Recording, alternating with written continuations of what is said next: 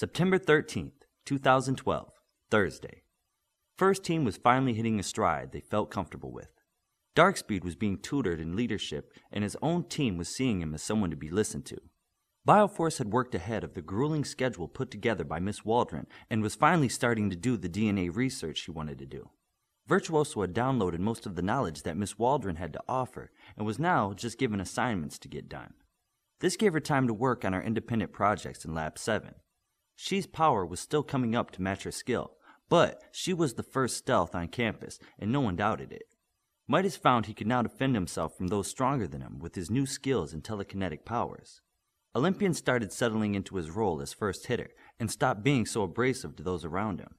Mrs. Waldron's class was almost over for the day. She gave the alphas a good dose of homework for the evening. She was very pleased to have Virtuoso in her class. With as much as the young Brazilian alpha had learned, Miss Waldron felt as if the team had their own private tutor in their dorm. "Have a good evening, and no broken bones in combat training," Miss Waldron said as she pointed a finger at Olympian. "Hey, Connors breaks my bones. I don't break his," Olympian said in defense. "I was talking about Newton and Greco. I'm sure you can find a way to win without needing a healer," Miss Waldron said. "Yes, Mama," Olympian said as Miss Waldron exited the room and shut the door.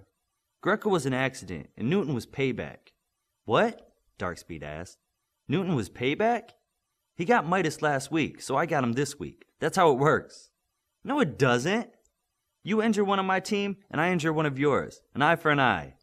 Bioforce shook her head and said, "What do you do when all the alphas are blind?"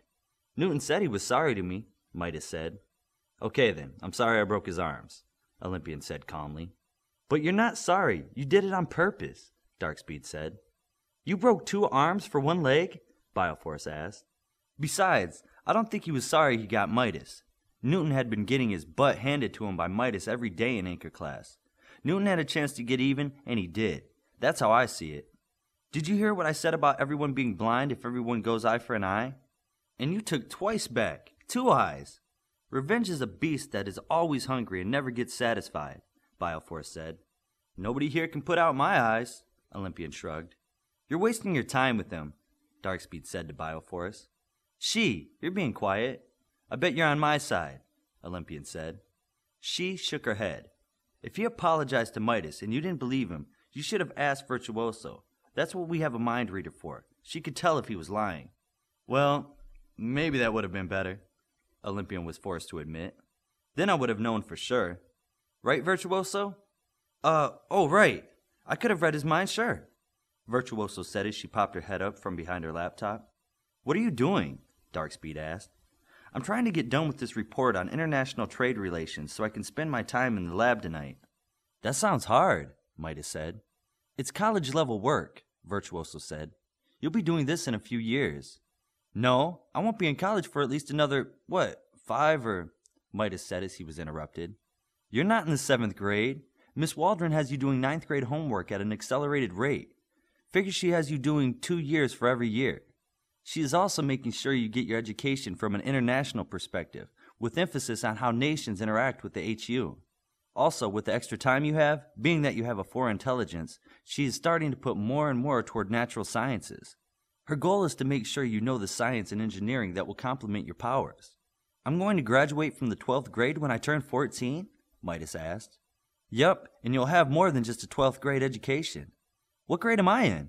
Olympian asked as he helped himself to the food cart. 10th, with standard HU type emphasis." "What about me?" Darkspeed asked. "Does everyone want to know what they're being taught?" Virtuoso asked, and everyone left nodded yes. "Okay, Darkspeed and she are both in the same boat, 5 intelligences. She wants to spend the first half of the year making sure all gaps are filled and HU information is taught. After Christmas break, she's going to start you both on college courses. Bioforce has already started college-level courses in biology and medicine, while our HU knowledge gaps are being filled." "What about you?" Darkspeed asked. "A few weeks ago, I started working differently with Miss Waldron. I started pulling information directly from her head and downloaded most of what she knows." "You did what?" Darkspeed asked. "That's why I just keep writing reports. I have to show that I can use the knowledge that I have in my head. It's kind of like proving that I really know it," Virtuoso said plainly. "So, you know most of what the best teacher at Alpha knows." Midas was trying to put it into perspective. "And IQ, and Night, an armory, and jacked, Virtuoso admitted. Did you tell Connors that you were doing that? Darkspeed asked. Some. You need to tell him all of that, Darkspeed said with force. Give her a break. Olympian coming to her defense was the last thing anyone expected.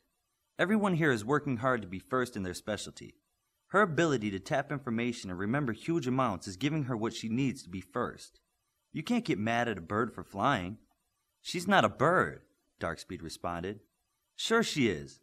A bird uses its wings to fly. That's how it was meant to be. Her brain can download information from those around her. That's how it was meant to be. He's making a little bit of sense there, she said. Someone write this down. It may not happen again, Midas said. Don't be so immature, Bileforce said. I'm not mature. I'm the youngest one here. Haven't you been listening? Still, you need to tell Connors, Darkspeed said. Tell me what? They heard Connors' voice loud from down the hall. Connors entered the room and listened to what Virtuoso had to say about her learning. After he had heard the whole story, he finally spoke up on the subject. It's fine for you to pull information into yourself from others, he said. It is? Darkspeed asked. What about what you said about her putting skills into Midas? That's different. Her brain is made in such a way that it's, well, her personality is firewalled or protected when she uses her power. She's meant to do that. Like someone with fire powers can't burn themselves. But if she starts doing memory surgery on others, that's a different matter. We know she's powerful enough to do it, but that kind of thing is pretty advanced. I'm surprised she pulled it off so well with Midas and She. I think you're underestimating how hard I worked on that transfer of knowledge, Virtuoso said. No, I'm not. Your effort is what made it work. But there are only a few masters of telepathy that can pull that kind of thing off without consequences. Connors pointed to Midas and said, like you. What is now different in your memories? Midas didn't like being put on the spot like this, but answered anyway. I keep thinking I have two dads. In my memories, it's like I spent just as much time with Shogun as I did with my own dad. On the plus side, I've now had two great male role models in my virtual childhood. I think we're forgetting something. Virtuoso felt like the biggest thing she had ever done was being questioned. I took Midas' ability to feel things around him and linked it to a special skill she had. She's combat sense warns her before things happen, and she uses it to her advantage. I placed the way she uses her combat sense to feel around her into Midas, so that he can now fight blindfolded. Tell me how many master telepaths have been able to do that? Not many, Connors answered. And on this, your first try, you did well. I just don't want you doing it again. Then how do I learn how to do it? The telepaths we have here at Alpha can't do it. When the time is right, I'll bring someone in to show you. When? Connors looked hard at the little girl on her desk in front of him. He pondered for a moment if she was being rebellious or just eager to learn everything she could. I just want all of you to know. If I seem to slow your progression at times, it's because I'm worried about you maturing too fast. He now spoke only to Virtuoso. If you really think you're ready for even more work, I'll start setting up a new specialty tutor for you. Virtuoso didn't like the sounds of more work, but didn't want to back down. I'm ready. There are not too many who can teach you what you want to know. I can't just ask them to be here tomorrow. You'll have to figure it will be about 2 months before I can have them here at Alpha. Use that time to get everything else out of the way, Connors said as a warning. I look forward to it. Connors then turned his attention to teaching First Team what to do when one of their members is in distress, how to change tactics without giving up the fray. He taught how to regroup without giving up a dominant position on the field. Examples and readings were given. Keeping your teammates safe is more than just a good idea. It's central to what the HU is all about.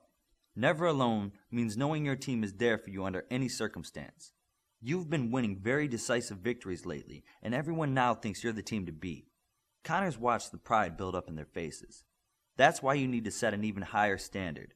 Starting now, if anyone on First Team is benched during a match, I will forfeit the match and the opposing team will take the victory.